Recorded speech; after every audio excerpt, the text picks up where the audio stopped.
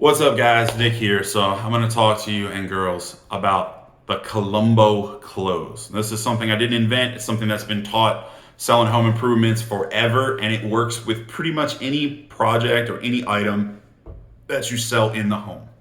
So depending on how you sell and what you sell, this is something you can add in.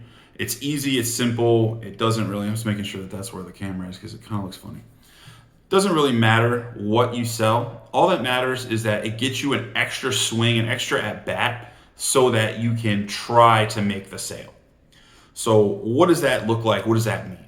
So, say you've gone through your whole pitch. You've tried 3 times. They've said, no, we're not interested. It's too much money, blah, blah, blah, blah. It doesn't matter what they say. You pack up your items, if you did like a presentation or whatever you showed them, pack up your stuff. You say, all right, well, I'm going to be heading out. It was an absolute pleasure. Sorry I wasn't able to help you today. I really wish I could. I'm sure there's something, but, whatever. You get up, pack your stuff up. And I did this all the time with home improvements. I would pack up my samples and I would walk out to the door and they want to walk you out. And I even asked them, say, you mind walk me out the door? And I'll shut the door. And I'll get right to the door handle. And as soon as you grab the door handle, also known as the doorknob closed, you say, hey, one more thing, I know we want to work with us. I know it's too expensive or it's too this. Is there any way on planet Earth that we could work this out? Like, if you could just name the perfect terms for the deal, what would they be? And you see what the person says. If they say, oh, well, it's got to be free, then you say, all right, obviously I can't do that. And you hit them with a price drop or an alternative product right then and there. And all you're doing is throwing this out. It is a Hail Mary. This is the end of the game. You got nothing left. You're trying to just sell something. So what I always do, and I do this a lot, final expense, if I don't sell them, I just say, all right, cool, whatever, As I'm walking out, I go to the door and I would say, hey, how's your dental coverage?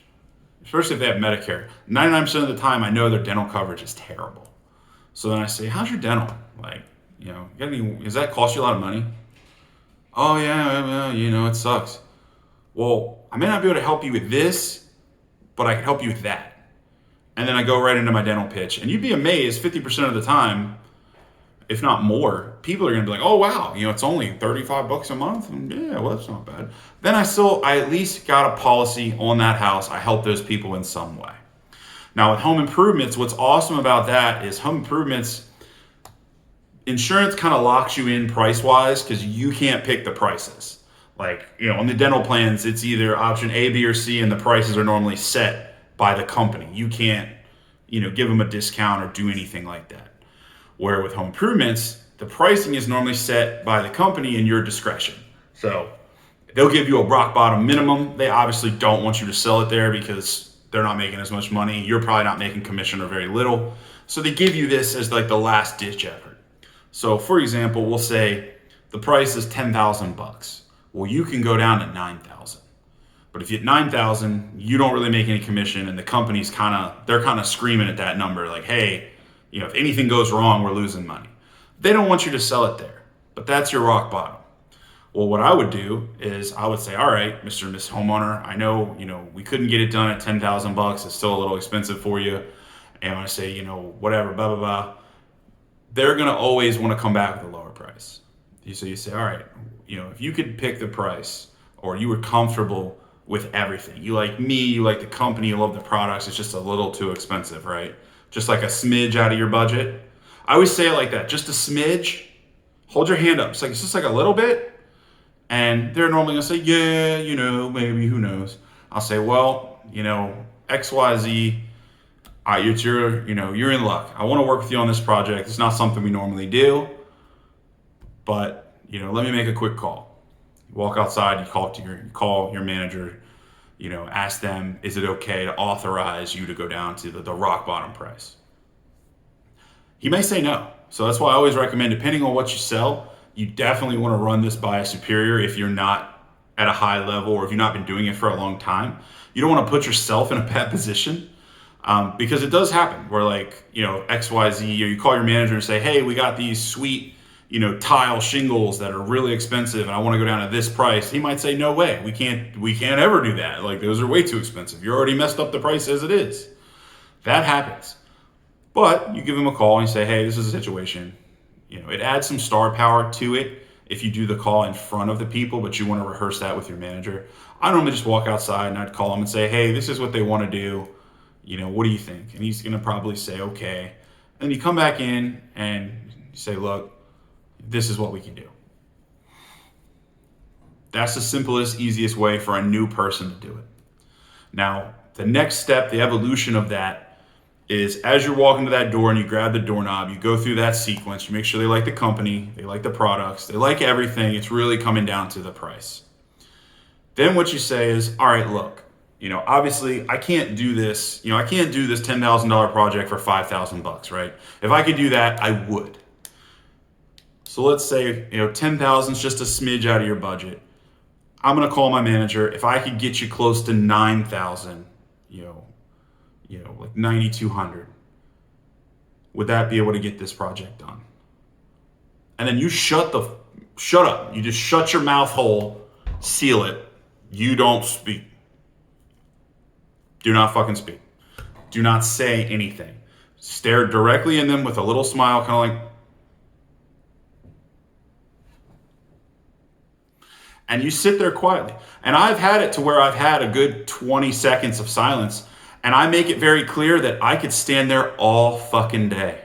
I don't even get tired. I don't look weathered. I'm just,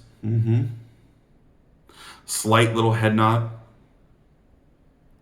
And if they say yes at that moment, they say, yeah, 92, we could probably do that. Or if they say, well, 9,000 would probably do it.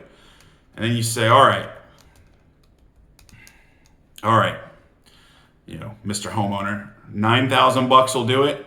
I'm going to go to bat for you real quick and see if we can. I can't guarantee it, but if we can, I want to put the signature on it when I get back. I want you to okay the agreement. They're going to say, all right, shake on it, and then say, I'm going to go get yelled at. And you walk outside, and you give it a little theatrics, and you see what the guy says. Hopefully, if you have a good manager, he'll understand and be able to help you. Or he's going to say, we have no idea, don't do that, you idiot. Really depends.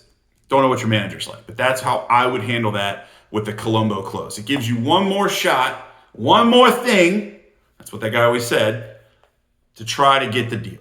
It's just a systematic price drop is all that it really is. Now, with other products, other things that you sell, you would transition to a different service. So like if I was selling pest control and, the total package for, a routine spray and like a termite job is, $2,000, and they're like, no, that's a little high. Well, I would just say, all right, for the routine maintenance, we could do that for $700 a year, broken down in monthly payment or whatever. It doesn't matter. You transition from a bigger number to a smaller number. If the architectural shingle is 20,000, well, let's go with the 3 tab for 15. It doesn't matter what the numbers are. These are just examples. Always think of it that way. They do it at the car dealerships a lot, where like you go in and they'll show you like the Platinum Deluxe model for 59,000. And then like before you know it, you're looking at like the L version for 31, and you're like, whoa, like what happened to the leather and the the sky roof and the Bluetooth and the auto drive and all the nice shit? They're like, oh no. We just got, this is a good one too. That's them doing the same exact thing as you're trying to walk out of the dealership. They're just trying to throw another number at you that seems just as enticing for something that seems very similar or is completely different but just fits your number. So always keep that in mind. You always want to try again with a different product just to get your foot in the door. And then you can come back and sell them something else, yada, yada, yada.